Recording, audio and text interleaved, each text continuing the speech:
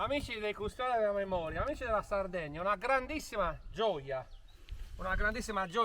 Io ho detto a Mauro, l'amico che mi ha accompagnato qua, che prima del video mi sarei dovuto riprendere un po' perché sono davvero emozionato. Ci troviamo in territorio di Barumini e la bellissima Barumini, che è conosciuta per il nuraghe. Io poco fa ero al nuraghe, grazie Monica, io poco fa ero al nuraghe e c'erano decine e decine di turisti. Questa cosa mi ha riempito proprio il cuore di gioia. Ce ne fossero nuraghi che insomma si riempiono di turisti così.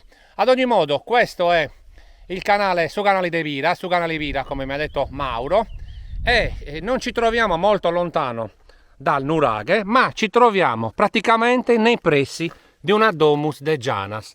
Amici di Custodi della Memoria, tenetevi forte perché molto probabilmente questa cosa non l'avete mai vista. Magari sto sbagliando, ad ogni modo non esiste un video, io li ho cercati e non ci sono.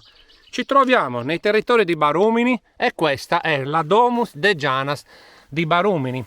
E visto che siamo nei pressi del Canale Vira, possiamo azzardare di chiamarla Domus de Janas di Canale Vira.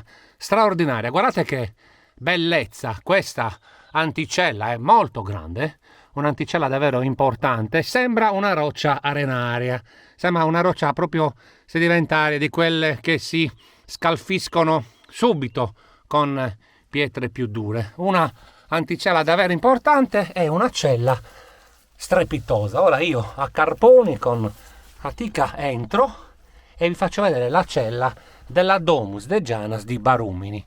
Ora io, per dovere di cronaca, vi devo dire che in questo posto ci sono arrivato perché un appassionato ha messo la posizione su Google Maps. Io non sono riuscito a trovarla e ho chiesto aiuto a un locale, Mauro, che ha sprecato, tra virgolette, il suo tempo per dedicarlo ai Custodi della Memoria.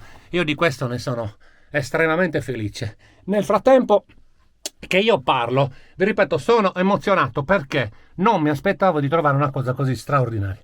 Ad ogni modo, nel frattempo che parlo, io vi faccio vedere la bellezza e la fattezza di questo straordinario monumento funerario scavato in questa roccia tenera con una pietra decisamente più dura.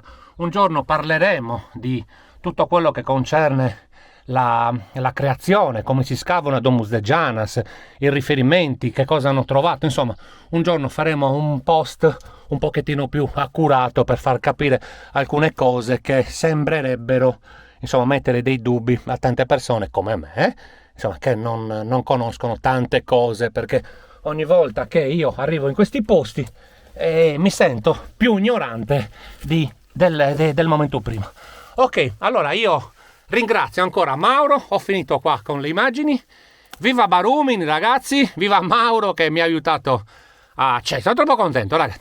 Viva Mauro che mi ha aiutato a trovare questa straordinaria bellezza archeologica. Ci vediamo presto, ciao a tutti.